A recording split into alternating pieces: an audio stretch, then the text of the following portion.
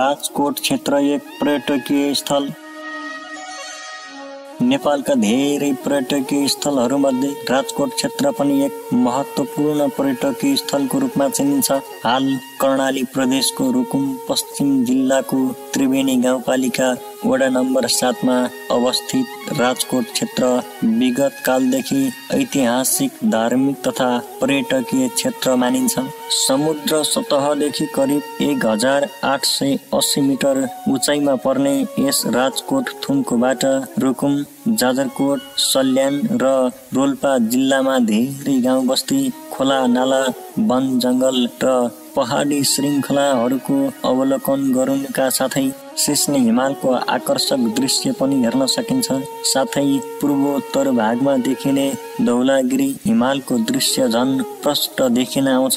यसरी यी हिम चुचुराहरू तथा चारैतिरको पहाडी श्रृङ्खलाहरू बीचको खेतीयोग्य जमिन, हरियाली, वनस्पति र सुरम्य टाकुराहरूको दृश्य अवलोकनबाट यहाँ पुग्ने जो कोहीलाई पनि आनन्दित बनाउने कुरामा दुई मत रहँदैन।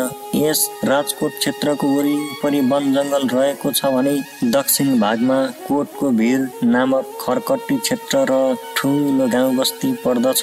यहाँको जंगलमा पाइने वनस्पतिहरू मध्ये सल्ला, धुपी, लालीगुराँस, उत्तिस, काफल, डिमुर, लाखुरी आदि हुन्। यसैगरी वन क्षेत्रमा चितुवा, स्याल, बाँदर, पाखेओत, बाघ आदि वन्य जन्तु तथा कालिज, तीर्था, च्याखुरा, सेगुना, लामपुछे, चिल, गिद्ध, काग जस्ता चराहरू पाइन्छन्।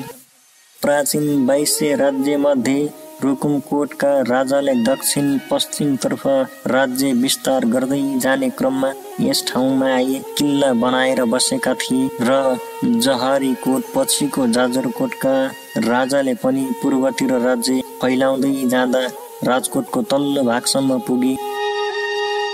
अर्को किल्ला बनाएर बसेका भन्ने जनश्रुति पाइन्छ।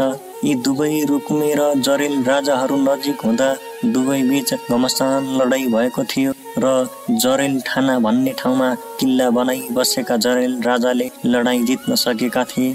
त्यसपछि यो राजकोट क्षेत्र जाजरकोट राज्यमा समाहित भएर विक्रम सम्वत 2014 सालसम्म कायम भएको इतिहास भेटिन्छ।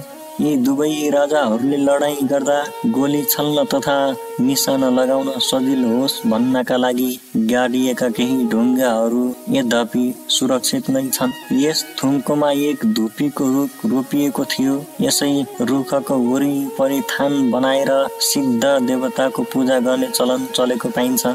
पछि विक्रम सम्वत 2055 सालमा त्यस सिद्धको थानलाई भत्काएर सिद्ध मन्दिर र नजिकै गणेशको पत्थरको मूर्ति रहेको ठाउँमा गणेश मन्दिर निर्माण गरिएको हो।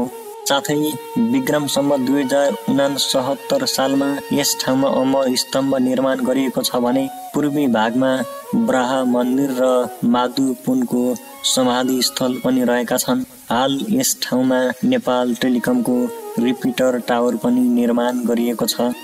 यी सबै संरचनाहरूले यस क्षेत्रलाई शोभायमान बनाएका छन्। यस क्षेत्रको समुचित विकास गर्ने सन्दर्भमा आर्थिक वर्ष 2076-77 मा सम्पन्न हुने गरी राजकोटमा एक मन्दिर शैलीको मञ्च निर्माण गर्न थालिएको छ।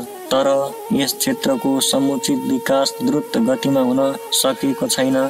तसर्थ यस ठाउँमा आवश्यक कुराहरूको व्यवस्थापन गर्दै जाने र पूर्वाधार विकासमा सबै पक्षको ध्यान जान जरुरी छ। साथै आवश्यक सहयोगको अपेक्षा समेत गरिएको छ। अस्तु। पूर्ण बहादुर खड्काद्वारा लेखिएको यो लेख रचना वाचन कर्ण बहादुर खत्री आइडिया। धन्यवाद। नमस्कार।